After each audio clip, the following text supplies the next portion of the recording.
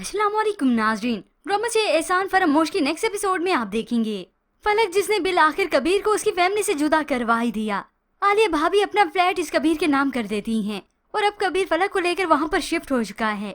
मगर अब की बार इस कबीर की बारी है, क्योंकि इस फलक की हकीकत पूरे तरीके से उसके सामने अभी खुली कहाँ थी।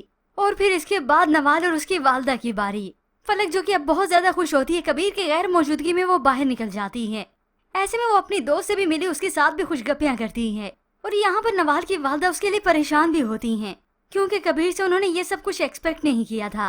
तो ऐसे में वो नवाल से कहती हैं, लोगों ने कैसे कैसे नकाब चढ़ाए होते हैं ना अपने चेहरे पर, हम जैसे सीधे लोग तो बस बेवकूफ ही बन जाएं। अब बेवकूफ तो ये बन ही रहे हैं, जिनका इन्हें अंदाजा बाद में होगा। वो फर्क जिसकी तरबियत इन्होंने खुद की, उसे पाला पोसा बड़ा किया, उसकी हकीकत इसके सामने न खुली तो किसी और की ये क्या बात करती हैं। फिर उसके बाद फलक वहाँ पर स्टूडियो में जाती है, मगर अब उसकी वो डिमांड नहीं रही। इस फलक को वो मौका नहीं मिलता जो अपॉर्चुनिटीज उसके लिए बहुत पहले थी। अपने साथ ये रवैया देखकर तो वो दिल बर्दाश्त हो गई, पता नहीं मेरी किस्मत का सितारा कब चमकेगा। और फिर ऊपर से कबीर जब घर आता है तो गुस्से से आग बगोला होता है। फलक जिसकी उस पर तवज्जो नहीं होती और ना ही वो घर बार पर उसके कामों पर तवज्जो देती है, क्योंकि फलक ने इससे पहले कोई काम तो किए नहीं। और फिर ऊपर से कबीर के बिजनेस का मसला अलग से होता है। शेराजी जो कि कबीर और खास तौर पर इस हमजा को तबाह करने के लिए इस कंपनी के शेयर्स लेता है, और अब वो अचानक से पीछे हट रहा है। जब उसने देखा कि कबीर और हमजा में बदगुमानी मैं ला चुका हूँ, तो कबीर इस बात को लेकर बहुत ज्यादा परेशान होता है, और उधर आलिया भाभी भी। फिर एक दिन इन्हें मालूम हुआ कि शेराजी अपने शेयर्स वापस ले रहा है।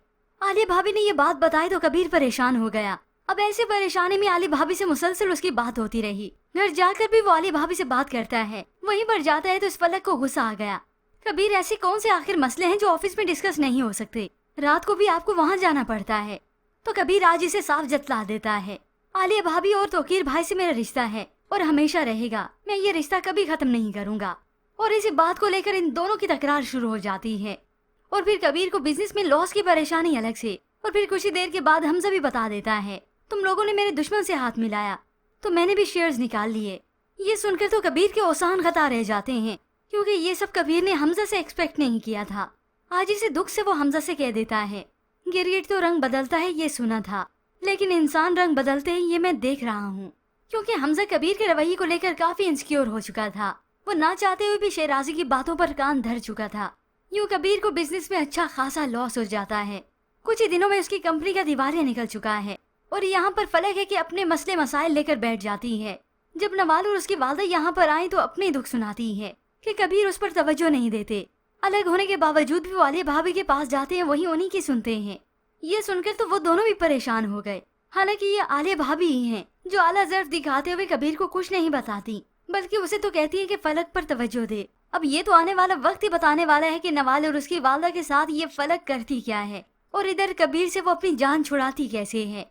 क्योंकि कबीर की उसे पाबंदियां पसंद नहीं, और ऊपर से कबीर का बिजनेस में लॉस होना अलग से। और फिर अब ये फलक आहिस्ता आहिस्ता करके हमजा को अपने जाल में फंसाएगी।